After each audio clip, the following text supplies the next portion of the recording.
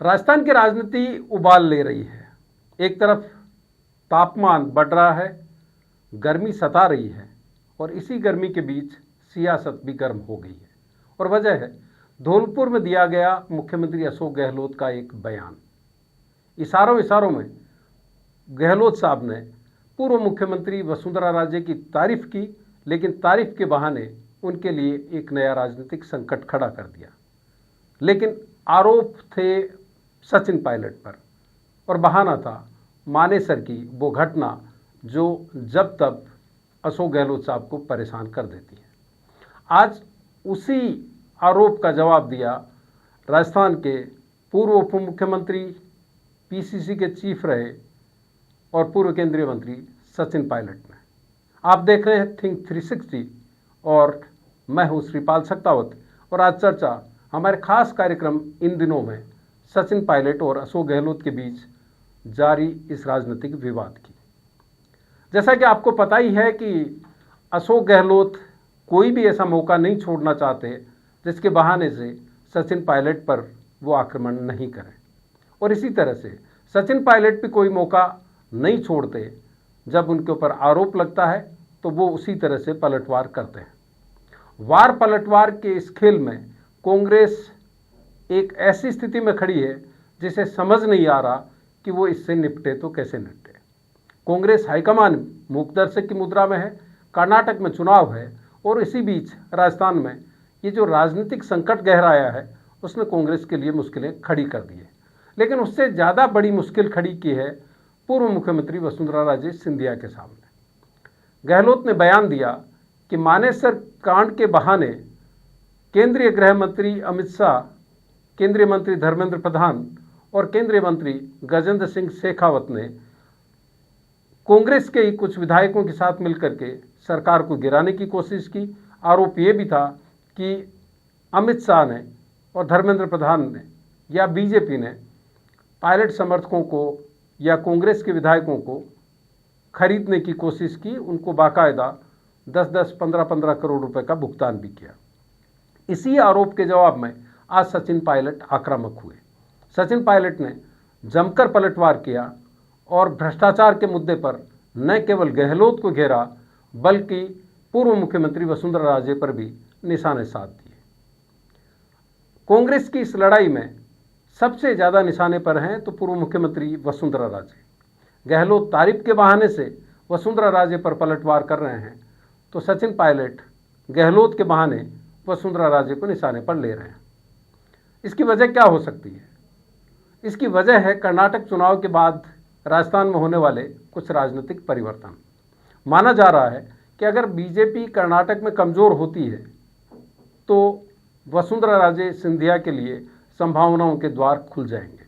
उन्हें बड़ी भूमिका में बीजेपी खड़ा कर सकती है और इसीलिए दोनों नेता कांग्रेस के जो हैं, हालांकि उनके बीच में बड़े विवाद हैं, ये भी माना जा रहा है कि सचिन पायलट एक तीसरा रास्ता अख्तियार कर सकते हैं या कांग्रेस में अपनी एक बड़ी भूमिका किसी न किसी सूरत में हासिल कर सकते हैं।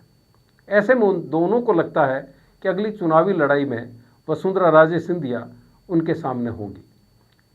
पायलट भ्रष्टाचार के बहाने, वसुंधरा सरकार में हुए भ्रष्टाचार के बहाने राजे को निशाने पर ले रहे हैं तो इशारों में गहलोत एक ऐसी गुगली फेंक रहे हैं जिससे बीजेपी के अंदर वसुंधरा राजे सिंधिया की स्थिति खराब हो, उन्हें मुख्य भूमिका में नहीं लाया जा सके। बहरहाल आज जो प्रेस कॉन्फ्रेंस हुई उस प्रेस कॉन्फ्रेंस में पायलट ने सीधे तौर पर भ्रष्टाचार को ठीक उसी तरह से मुद्दा बनाने की कोशिश की जिस तरह से बोफोर्स के बहाने से वीपी सिंह ने एक ज़माने में कांग्रेस को घेरने की कोशिश की थी। सीधे तौर पर उन्होंने गहलोत को भले ही निशाने पर ना लिया हो, भ्रष्टाचार का बहाना बनाया हो, लेकिन निशाना निश्चित रूप से अशोक गहलोत है। आरपीएससी से वो एक पैदल मार्च की शुरुआत करने जा रहे हैं। 5 दिन का ये पदयात्रा होगी जो अजमेर के आरपीएससी दफ्तर से निकल करके जयपुर तक पहुंचेगी और उसी बहाने से पायलट भ्रष्टाचार को एक बड़ा मुद्दा बनाएंगे।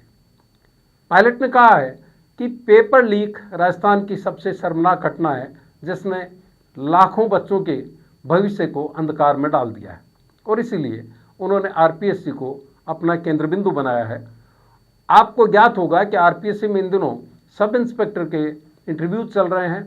करीब 6.5 लाख बच्चे ऐसे हैं अलग अलग परीक्षाओं के नतीजों की या परीक्षाओं के इंतजार में बैठे हुए हैं। आरपीएससी एक तरह से अपंग की मुद्रा में है। 4 सदस्य वहां पर नहीं है। 3 सदस्य की जगह पहले से खाली थी।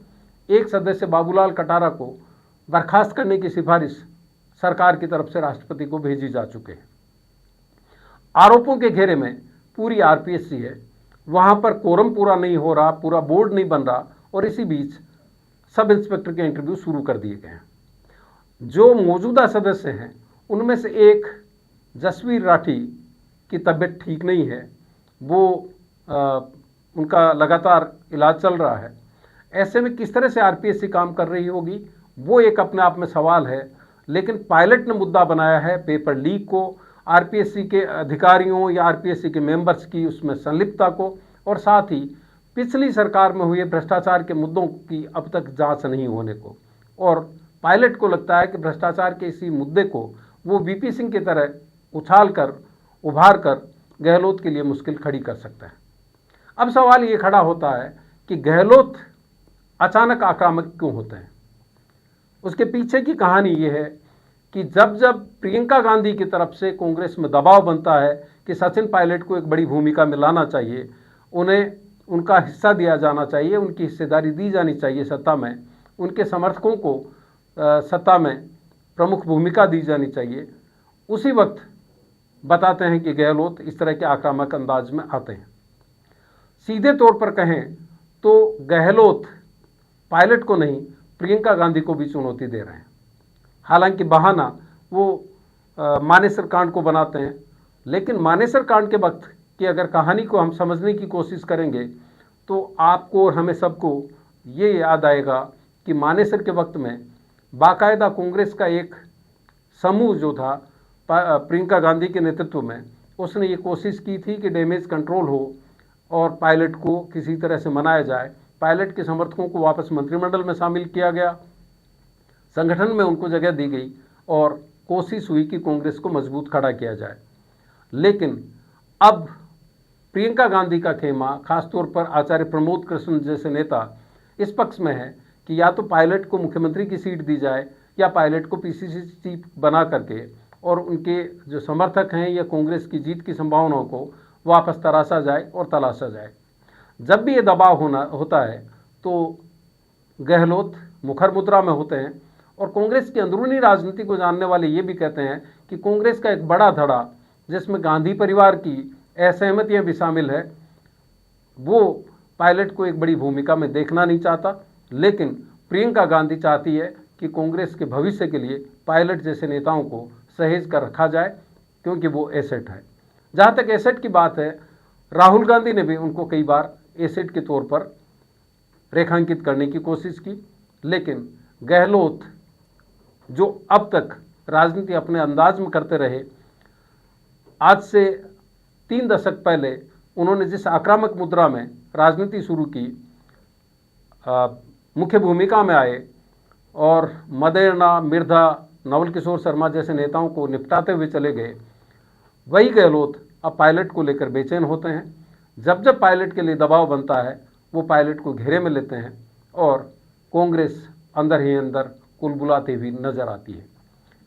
एक ऐसी स्थिति में जब महंगाई राहत कैंप अपना असर दिखा रहे हैं, लोगों में कहीं न कहीं सरकार को लेकर के एक पॉजिटिव इमेज बनने की संभावना दिखती है, उसी वक्त इस तरह के विवाद कांग्रेस के लिए एक बड़ी मुश्किल करते हैं। लेकिन इस सब के बीच सबसे बड़ी दुविधा में है पूर्व मुख्यमंत्री वसुंधरा राजे। गहलोत कहने को उनकी तारीफ कर रहे हैं कि उन्होंने सरकार बचाने में भूमिका निभाई, लेकिन यही तारीफ बीजेपी में पूर्व मुख्यमंत्री वसुंधरा राजे के लिए मुश्किलें खड़ी कर रही है और ऐसे में पायलट भी उनको निशाने पर ले रहे हैं। लबोलुबा बात ये कि राजनीति अब उबाल ले रही है और आने वाला जो चुनाव होगा वो अपने आप में दिलचस्प होगा। उससे पहले राजस्थान की राजनीति में भ्रष्टाचार एक बड़ा मुद्दा बनेगा और इशारों में जो पायलट ने आज प्रेस कॉन्फ्रेंस में कहा कि वो सार्वजनिक मंच से इस तरह की बातें नहीं करना चाहते, हालांकि खबर उनके पास ये भी आती है कि फलां जगह घोटाला हो गया, फलां जगह इतना घोटाला हो गया, यानी इस तरह के आरोपों के साथ राजस्थान की राजनीति अब और ज़्यादा गर्माएगी और जो जो चुनाव का वक्त करीब आएगा ये राजनीति परवान पर चढ़ती हुई चली जाएगी। इसी तरह के विश्लेषण के लिए देखते रहिए थिंक 360।